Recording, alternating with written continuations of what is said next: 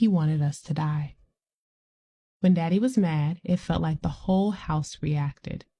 The walls felt closer, and the air got thicker, making it hard to breathe. We learned to stay quiet. Kareem would often disappear to the homes of his friends. I learned how to listen for his footsteps and the sound of beer cans or liquor bottles opening. I didn't know all the reasons he was angry. I imagined it was him slipping further into his addiction, or maybe his latest girlfriend was pressuring him to leave Mama. I only knew that the daddy I loved felt far away, like someone who had left without packing. That day, Mama needed a ride home from work. We only had one car, and Daddy was not allowing Mama to use it. My stomach hurt before we even got in the car. I sat in my seat and pressed my hands together, hoping the ride would be short. Daddy's hands were tight on the steering wheel, and he was biting his bottom lip. The car smelled bad, sharp and sour, and I wanted to roll the window down, but I didn't dare move.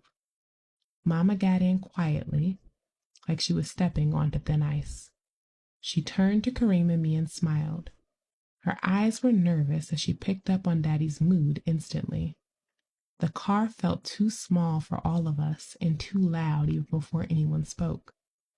The arguing started almost right away.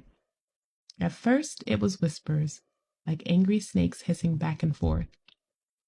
Then the voices got louder. Mama sounded scared.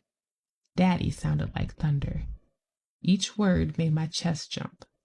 I stared at the dashboard, counting the cracks over and over, because looking anywhere else felt dangerous. I didn't understand why counting was always an escape for me.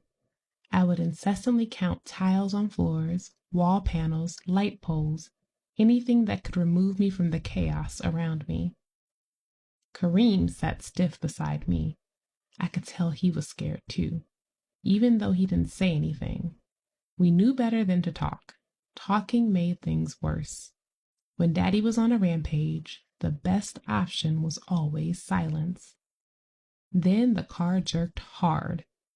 My head snapped forward and my heart felt like it fell down into my shoes. The tires screamed, and that sound still lives in my ears. Daddy said something then, something so terrible my brain didn't want to understand it. He said this was the day we were all going to die. I felt frozen, like my body forgot how to move. The world outside the window blurred as the car went faster.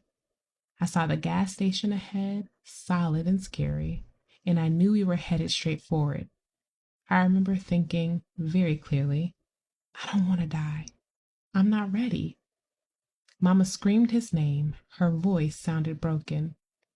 There was no seatbelt to hold us in place as the car rushed forward. Everything was noise and fear and shaking. I thought this was the last thing I would ever feel. But Mama didn't give up. She threw herself across the seat and grabbed the steering wheel with both hands. Kareem moved too, fast and brave, reaching with everything he had. The car fought them, swerving and bucking like it was angry too. Daddy yelled. The engine roared. I shut my eyes and cried.